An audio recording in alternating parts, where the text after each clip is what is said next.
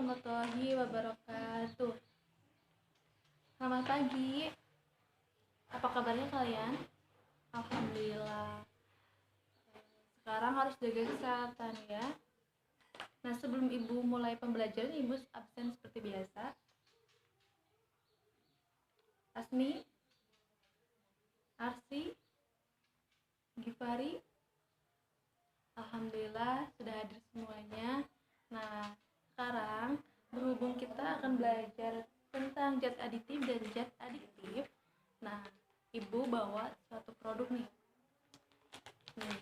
Ada kopi dan sambal atau saus sambal. Kalian kalau makan bakso biasanya pakai saus atau enggak? Ada yang pakai, ada yang enggak ya. Nah, ini biasanya pakai bahan pewarna alami atau buatan. Yang tahu siapa? Ya ini dari buatan ya. Karena ini bertahan cukup lama dan ini juga terbuat dari tambahan-tambahan, ada tambahan-tambahan dari bahan kimia. Nah, ini aman atau tidak? Ya. Aman jika tidak dikonsumsi terlalu berlebihan. Nah, terus Ibu mau nanya lagi nih. Ini apa? Kopi. Ya. Biasanya kalian suka lihat orang yang pusing atau nggak enak badan setelah 1 hari nggak minum kopi atau ngerokok. Itu kenapa ya? Gejalanya kenapa ya? Ada yang tahu? Ya, karena di dalam kopi dan rokok itu ada zat-zat yang dapat orang tersebut memiliki ketergantungan penggunaannya. Misalkan di rokok ada zat apa? Ya, ada zat nikotin. Nah, sebelum mulai ke pembelajaran, Ibu akan menjelaskan tujuan pembelajarannya ya.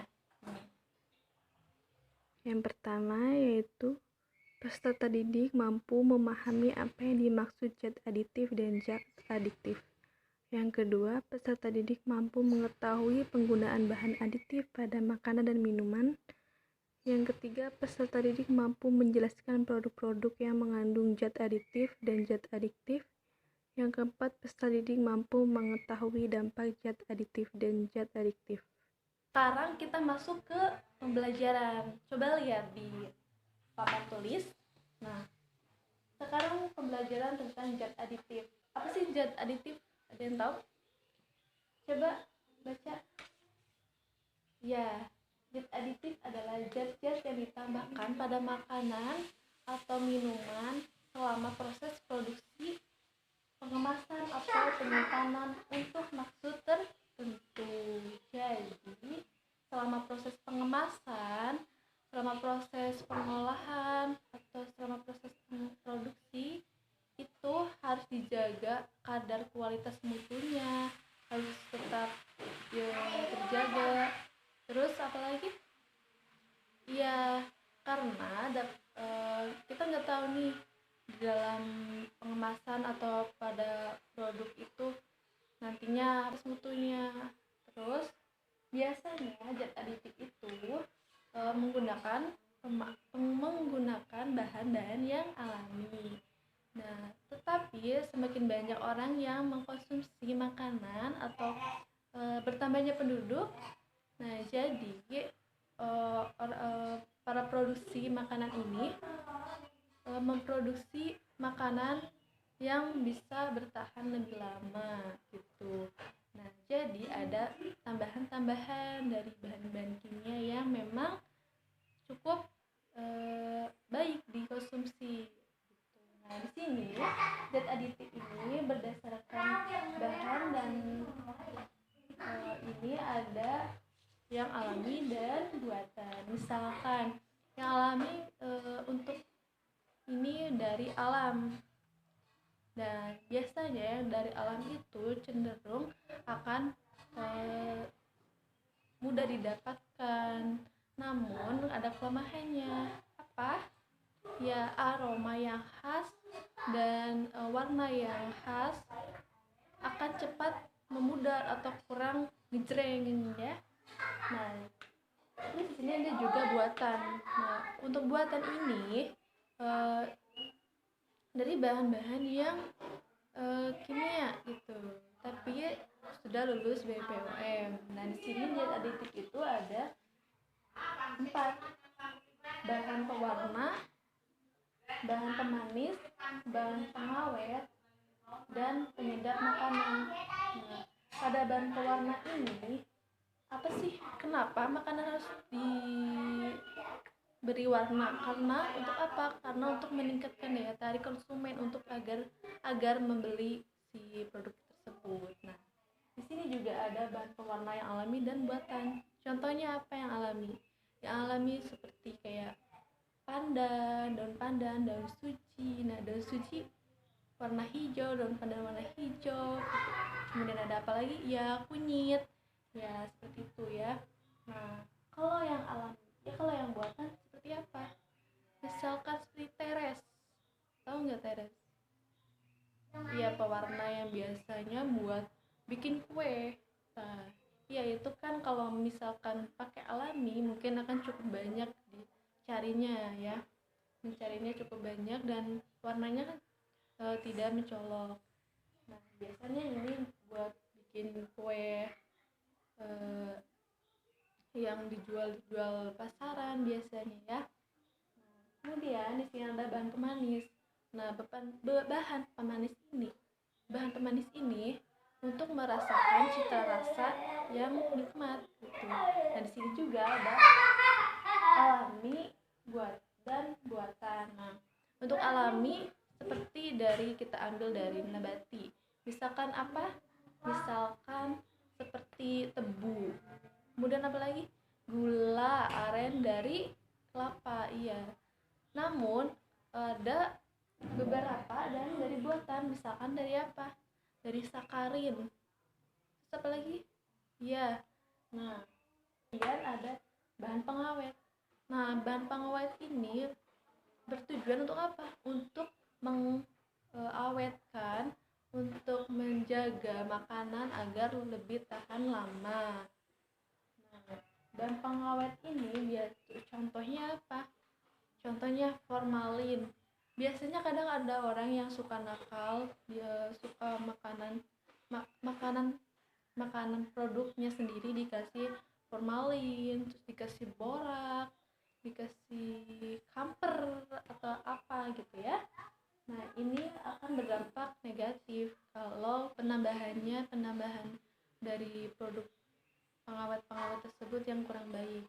Namun sini bahan pengawet juga ada bahan pengawet yang alami, misalkan dari apa?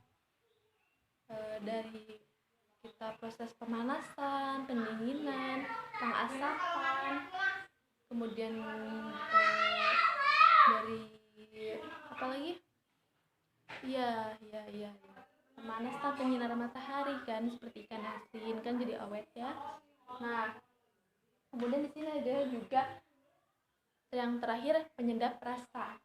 Rasa seperti contohnya kita menambahkan MSG. Terus aroma. Kemudian ada dampak penggunaan zat aditif pada makanan dan minuman. Di sini ada yang positif, ada yang negatif. Yang positif biasanya apa? Ya.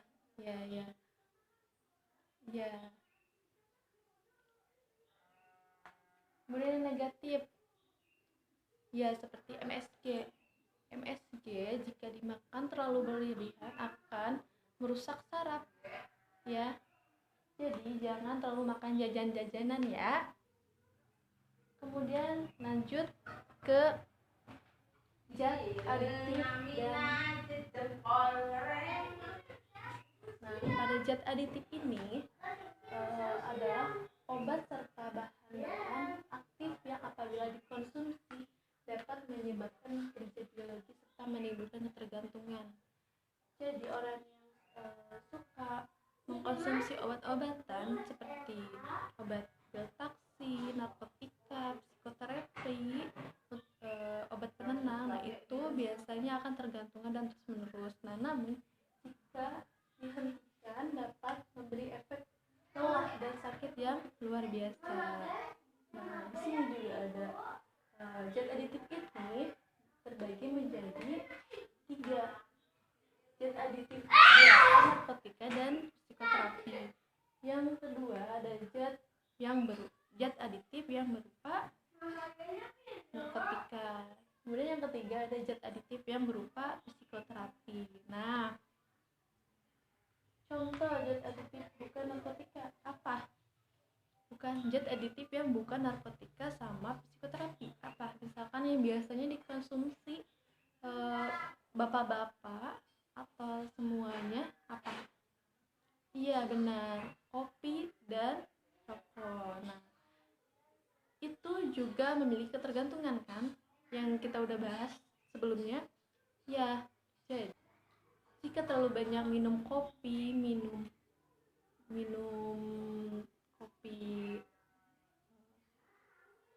kemudian minum apalagi ya, merokok, nah itu akan menyebabkan ketergantungan. Karena apa? Karena dalam rokok itu ada zat nikotinnya, ada zat obat-obatnya yang jika yang terus menerus digunakan akan ketergantungan pada orangnya. Nah, kemudian di sini ada zat adiktif yang berupa narkotika. Contohnya apa yang berupa narkotika? Ganja. Kemudian apa lagi? Ya, pil ekstasi. Kemudian apa lagi? Kokain, heroin. Apalagi? Ya, sabu, riklon. Ini tuh akan menimbulkan ketergantungan. Di Indonesia biasanya obat-obat ini menjadi obat terlarang, namun di luar negeri masih banyak dikonsumsi dan diperbolehkan. Nah, kemudian ada zat aditif yang berupa psikoterapi. Nah, ini ada sedatif, ibuprofen, ada amfetamin, dan ada obat halusinogenik. Nah, di sini kalian mencari contoh-contohnya apa tentang ini obat halusinogenik itu apa aja, dan nanti besok ditanya sama ibu ya. Nah, kemudian jika ada yang bertanya silahkan. Jika tidak ada, ibu akan lanjut pembagian kelompok ya. Coba berhitung dari Givari ya.